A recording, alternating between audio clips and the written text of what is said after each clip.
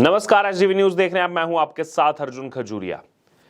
आज सोमवार के दिन राज्यसभा में the government of national capital territory of Delhi amendment bill 2023 वो देश के गृह मंत्री अमित शाह पेश कर रहे हैं। और इसी बीच आपको बता दें कि दोबारा से आम आदमी पार्टी के नेताओं की प्रतिक्रिया जो है वो सामने आ रही है। जो लोकसभा के समय जब पेश किया गया उससे पहले जो सामने आई थी वही सेम टू सेम स्क्रिप्ट जो है वैसा रिएक्शन सामने आ रहा है। लेकिन आपको बता दें यहां पर कितना भी प्रयास जो है वो किया जाए इन तमाम नेताओं की तरफ से, चाहे ये बोल दे कि पूरा INDIA इनके साथ है, उसके बावजूद इस बिल को पारित होने से कोई नहीं रोक सकता। क्योंकि अगर नंबर ऑफ वोट्स की बात की जाए तो जहां एक तरफ अब NDA के साथ 130 से ज्यादा वोट राज्यसभा में उनके खाते में पड़ने वाले हैं, NDA के साथ हैं, तो वहीं दूसरी तरफ अगर बात की जाए तो जो विपक्षी दल हैं उनका वोटिंग का जो आंकड़ा है वो 100 से 105 के बीच में ही ठहर करके रह जाएगा। जबकि इस बिल को राज्यसभा में पारित करवाने के लिए 120 का आंकड़ा चाहिए, 119 120 का आंकड़ा चाहिए और NDA के पास वो बहुमत हासिल है। YSR कांग्रेस पार्टी BJD के आने से 130 से पार जा चुका है आंकड़ा। बहरहाल इसी बीच अगर बात की जाए यहाँ पर अलग अलग नेताओं की जो प्रतिक्रिया सामने आ रही है वो आपको बताते हैं। सबसे पहले प्रतिक्रिया आपको बताते हैं संजय राउत की। उद्धव ठाकरे का जो फैक्शन है उसमें संजय राउत सबसे ज्यादा बयानबाजी वही करते हैं।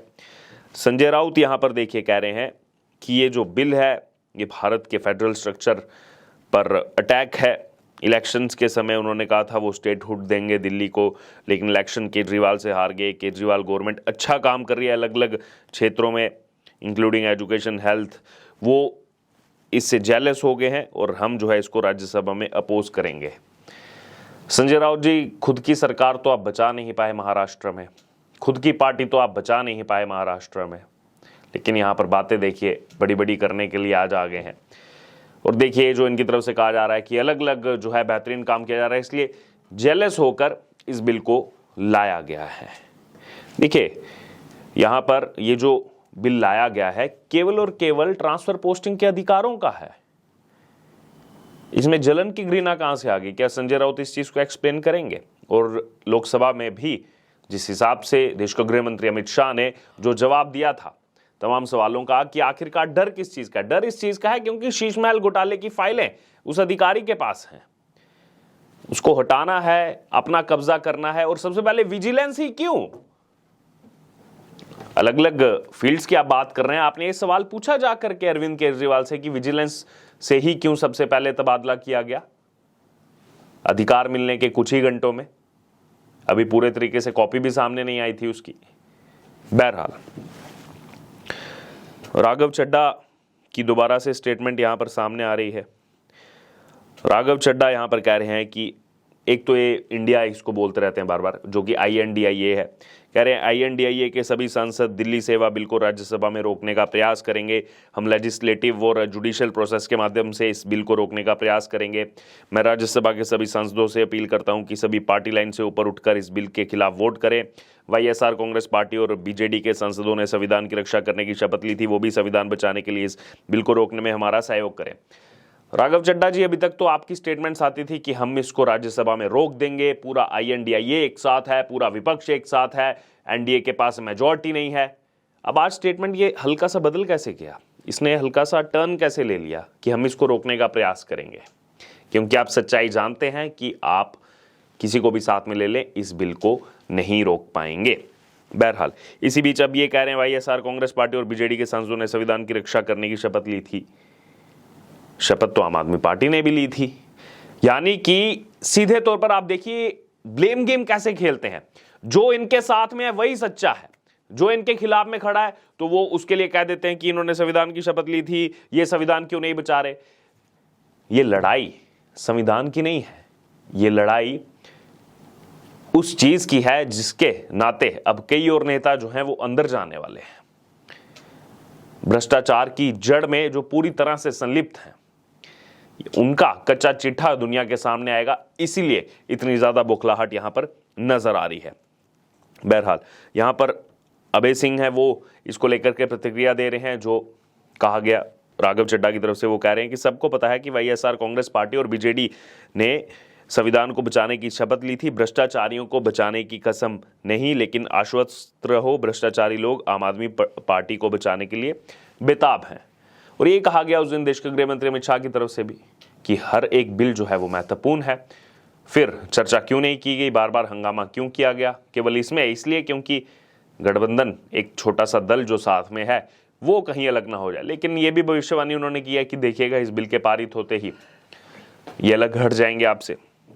बहरहाल संजय सिंह की स्टेटमेंट अब आपको बताते हैं। संजय सिंह कह रहे हैं INDIA के सभी सांसद दिल्ली ऑर्डिनेंस बिल के खिलाफ हैं।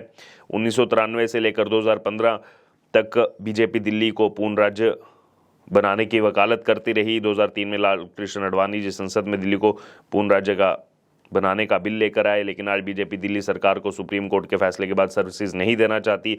अगर देश और राज्यों को मोदी, अमित शाह और LG गवर्नर नहीं चलाना है, फिर चुनाव करवाने की क्या आवश्यकता है। देखिए, ये जो संजय सिंह स्टेटमेंट दे रहे हैं कि पूर्ण राज्य और ये सब चीजें, ये पहले अपने आप पर तो इंप्लीमेंट कीजिए।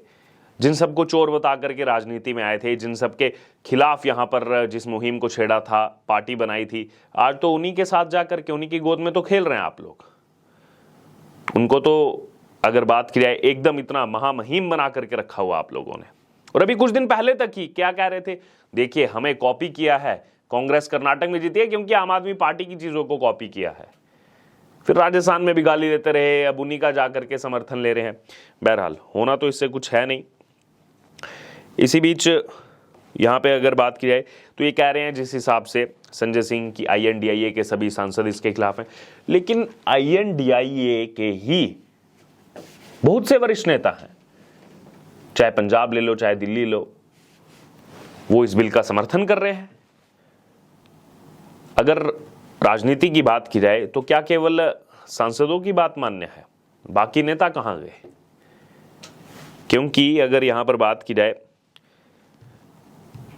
संदीप दीक्षित कांग्रेस पार्टी के बड़े नेता हैं, बड़ा चेहरा है, लगातार वो आम आदमी पार्टी का विरोध करते रहे हैं।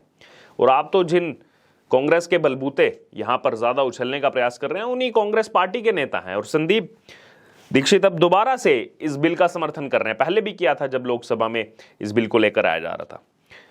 यहां पर संदीप दीक्षित ने देर शाम कहा कि यह कंफर्म हो चुका है कि बिल जो है वो लोकसभा में पास हुआ, गवर्नमेंट के पास मेजॉरिटी थी। फिर उसके बाद उन्होंने कहा कि ये बिल जो है इसको राज्यसभा में इंट्रोड्यूस किया जाएगा, जबकि गवर्नमेंट के पास वैसे मेजॉरिटी नहीं है। लेकिन अगर बात की जाए यहाँ पर बिल जो है इसको पास होना चाहिए और उनके ओपिनियन में इस बिल को अपोज करना गलत है। अब यहाँ इसको क्या कहेंगे आप, ये जो कहा गया संदीप दीक्षित की तरफ से। संदीप पाठक जो है आम आदमी पार्टी के सांसद, वो भी यही चीज कह रहे हैं, इस ऑर्डिनेंस को लाना एक ही वजह है, केजरीवाल जी को रोकना है। दरअसल भ्रष्टाचार का खुलासा होगा, असल बात ये है। बहरहाल अब इस पर आपकी जो भी राय हो, जो भी ये तमाम स्टेटमेंट्स मैंने आपको अलग अलग नेताओं के बताए, इस पर जरूर अपनी प्रतिक्रिया शेयर करें और इससे जुड़े तमाम अपडेट के लिए बने रहे SGV न्यूज़ के साथ। धन्यवाद।